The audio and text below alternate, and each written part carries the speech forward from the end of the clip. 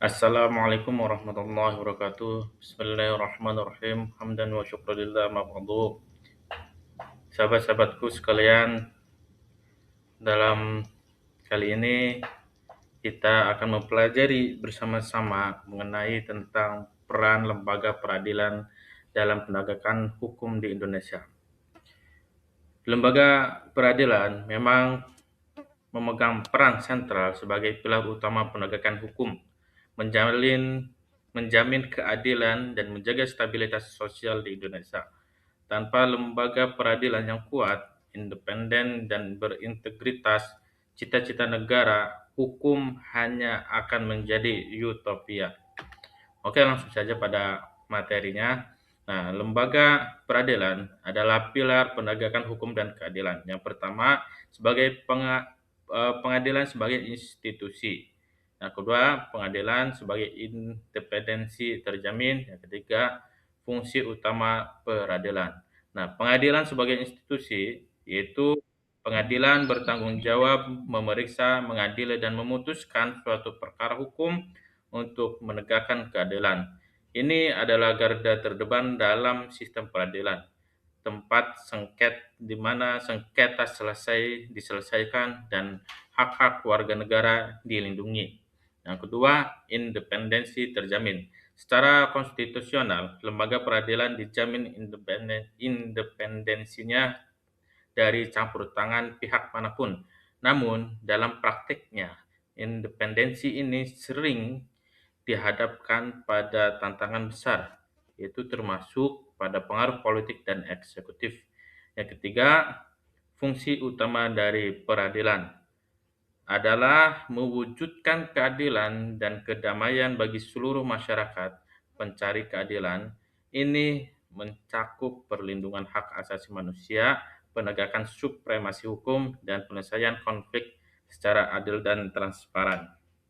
Nah, 5 pilar penegakan hukum di Indonesia yaitu ada polisi, yang pertama polisi, yang kedua kejaksaan, yang ketiga hakim, yang keempat lembaga pemasyarakatan, yang kelima ada advokat.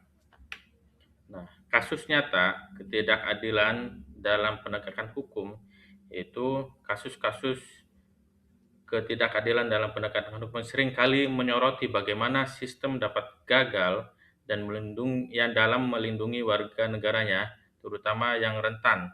Salah satu contoh yang menghentak adalah nenek 92 tahun divonis penjara. Nah, seorang nenek berusia 92 tahun divonis penjara hanya karena menebang pohon durian di lahan yang diklaim miliknya. Meskipun bukti kepemilikan sangat lemah dan proses hukumnya penuh kejanggalan, kasus ini menjadi sorotan tajam karena menggambarkan bagaimana proses hukum dapat menjadi tumpul di atas dan namun runcing di bawah. Kasus semacam ini bukan hanya sekedar anomali, tetapi juga tercermin dari lemahnya integritas dan komitmen sebagai penegak hukum. Ini menggarisbawahi pentingnya penegakan hukum yang berkeadilan, sesuai dengan sila yang kelima, yaitu keadilan sosial bagi seluruh rakyat Indonesia. Ketika hukum gagal ditegakkan secara adil, ia tidak hanya merusak kepercayaan publik terhadap sistem, tetapi beresiko memicu diintegrasi sosial dan ketidakpuasan yang meluas di masyarakat. Setiap putusan yang tidak adil adalah luka bagi rasa keadilan kolektif. Upaya penguatan lembaga peradilan untuk membangun sistem peradilan yang benar-benar adil dan efektif diperlukan serangkaian upaya penguatan yang komprehensif. Ini bukan hanya tantangan memperbaiki kekurangan, tetapi membangun fondasi yang lebih kokoh untuk masa depan. Yang pertama adalah memperkuat independensi hakim, yang kedua ada meningkatkan transparansi dan akses, yang ketiga ada sinergi antar lembaga penegak hukum, dan yang terakhir implementasi restoratif justice. Pendekatan keadilan restoratif dapat menjadi solusi untuk masalah overkapasitas lembaga permasyarakatan dan konflik ringan. Ini berfokus pada pemulihan hubungan antara korban, pelaku, dan masyarakat dibandingkan hanya hukuman pidana.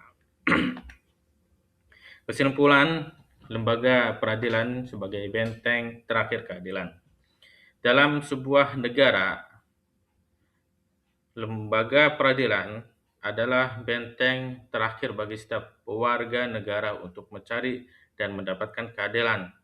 Peran ini tidak bisa diremehkan atau diabaikan. Yang pertama itu menjaga keadilan, yang kedua independensi dan integritas, yang ketiga reformasi berkelanjutan. Penguatan independensi dan integritas lembaga peradilan adalah kunci utama dalam mewujudkan penegakan hukum yang berkeadilan. Ini adalah investasi jangka panjang untuk stabilitas dan kemajuan bangsa. Mari kita dukung setiap upaya reformasi peradilan, memastikan setiap warga negara mendapatkan haknya dan membangun masa depan hukum yang adil serta damai di Indonesia. Mungkin segitu saja yang dapat saya sampaikan. Kurang lebihnya mohon maaf. Assalamualaikum warahmatullahi wabarakatuh.